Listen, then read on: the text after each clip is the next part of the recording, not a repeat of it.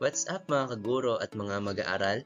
Ako muli ang inyong online teacher, Sir Franco, para sa panibagong aralin sa pag-aaral ng kasaysayan at lipunan ng Pilipinas, SSHS Quarter 1, Week 7.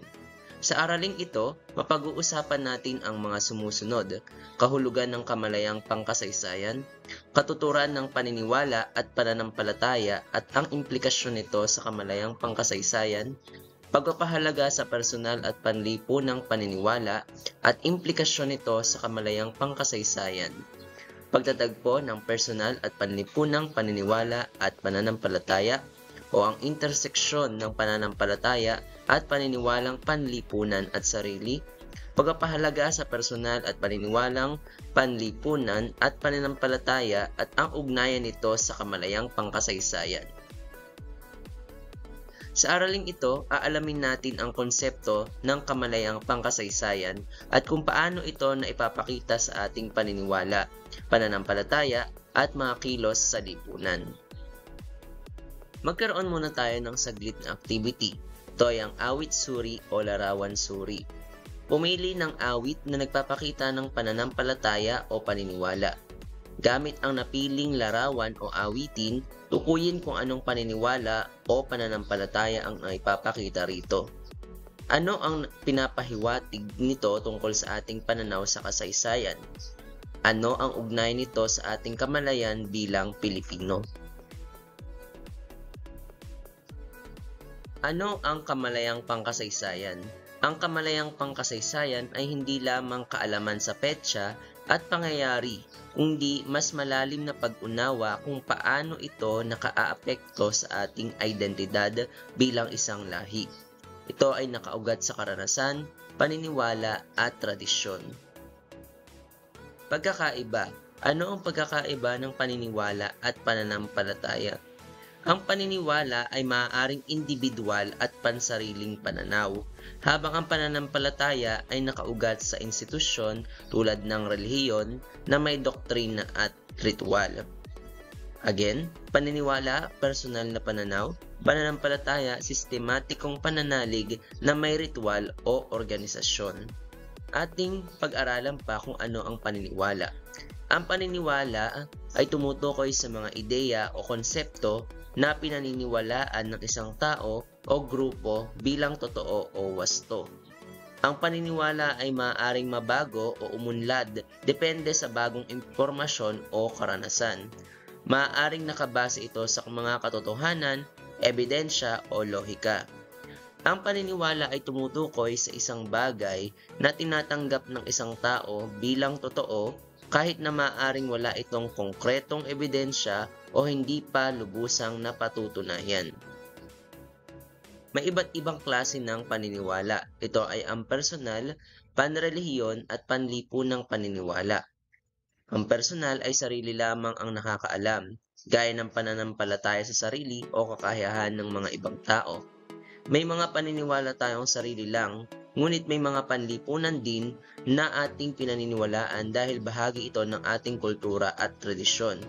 Ito ay ang panlipunang paniniwala kung saan ibinabahagi at pinananatili ng komunidad mga paniniwalang bahagi ng tradisyon, kaugalian o gawin ng isang grupo o komunidad. Ang pananampalataya at identidad ng isang tao. Ang ating pananampalataya ay bahagi na ng ating pagkatao. Naapektuhan nito ang ating pagkilos, pakikipag-ugnayan at pananaw sa mundo.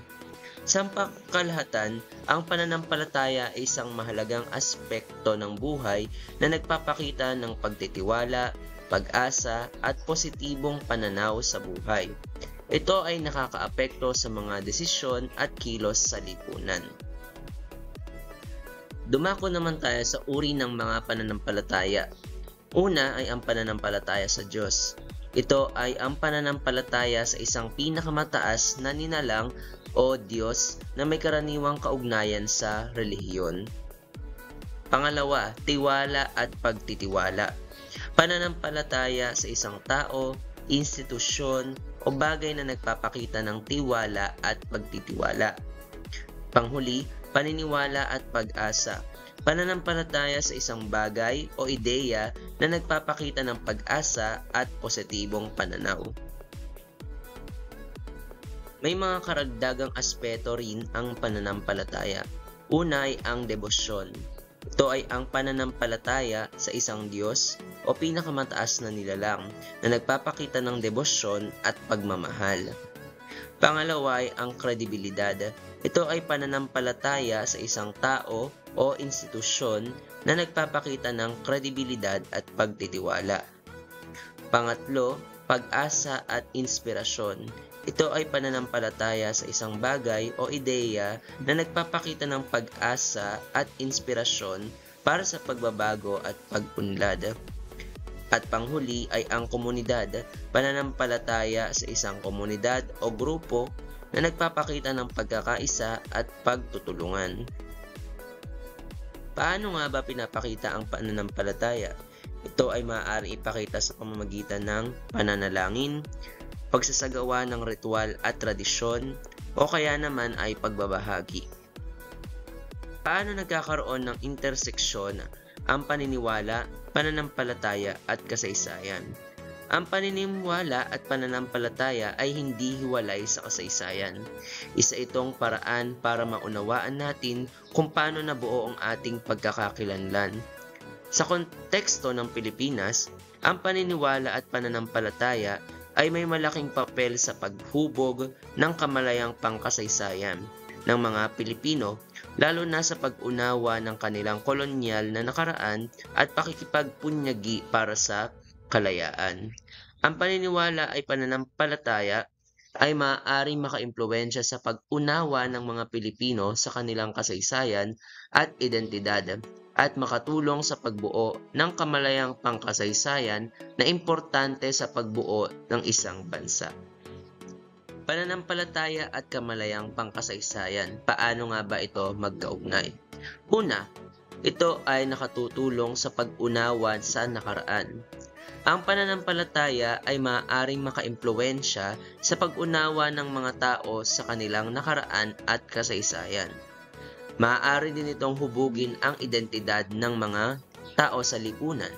Ang pananampalataya ay maaaring makatulong sa paghubog ng identidad ng isang tao o grupo na siya namang nakakaapekto sa kanilang kamalayang pangkasaysayan.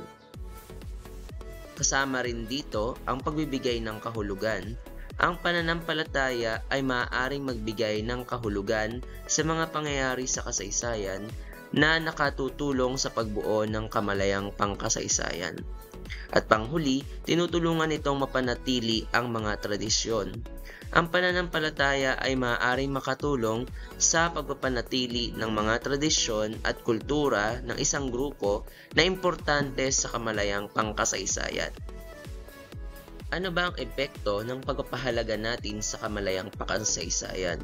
Nakakatulong ito upang maunawaan natin ang ugnayan ng nakaraan sa kasalukuyan. Ang pagkakaroon ng kamalayang pangkasaysayan ay mahalaga upang tayo ay magkaroon ng mas malalim na pagkilala sa sarili at sa ating pinagmulan. Ito ay gabay sa pagbuo ng makabuluhang pananaw sa lipunan. Ngayon natapos na ang ating talakayan. Magsagawa tayo ng isang activity. Basahin ang mga sitwasyon at tukuyin kung ito ba ay paniniwala o pananampalataya. Ipaliwanag kung bakit iyon ang iyong sagot. Una, ang Diyos ay umiiral at may kontrol sa lahat ng bagay.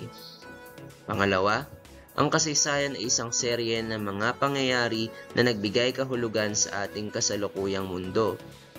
Pangatlo, ang mga tao ay may kalayaan na pumili ng kanilang sariling landas sa buhay. Pang-apat, ang binukot ay hindi dapat makita ng ibang tao maliban sa kanyang pamilya. Panglima, ang pagsamba sa mga anito. Tignan natin kung tama ang inyong mga naging sagot. Ang sagot sa number 1 ay pananampalataya. Sa number 2 ay paniniwala. Number 3 at 4, paniniwala rin. At number 5 ay pananampalataya. Nakatama ka ba sa lahat ng mga binigay na mga pangungusap? Base sa iyong mga sinagot sa ating gawain, Sagutin ang mga tanong. Bakit mo itinuturing na isang pananampalataya at hindi paniniwala?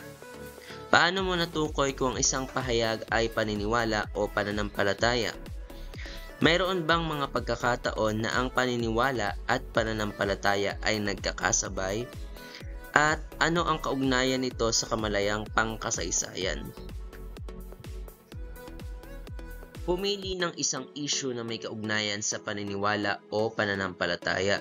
Gamitin ang kasaysayan bilang batayan sa iyong pananaw o argumento sa pamamagitan ng pagsulat ng liham na nagpapahayag ng paninindigan sa isang issue, o kaya naman ang inyong guro ay magsasagawa ng debate tungkol sa isang kasaysayan, pananampalataya. Sa panggawain, sayaw ng kamalayan o awit tula slogan, pumili ng paraan upang maipahayag ang iyong kamalayan sa kasaysayan. Maaaring isang awitin, tula, slogan o isang sayaw na may simbolismo. Bilang pagtatapos, isipin kung paano na ipapakita ng iyong pananampalataya at paniniwala ang iyong kamalayan sa kasaysayan. Anong hakbang ang maaari mong gawin upang mapalalim ito? Ano ang natutunan mo tungkol sa ugnayan ng paniniwala at kasaysayan? At paano mo ito mailalapat sa iyong sariling buhay?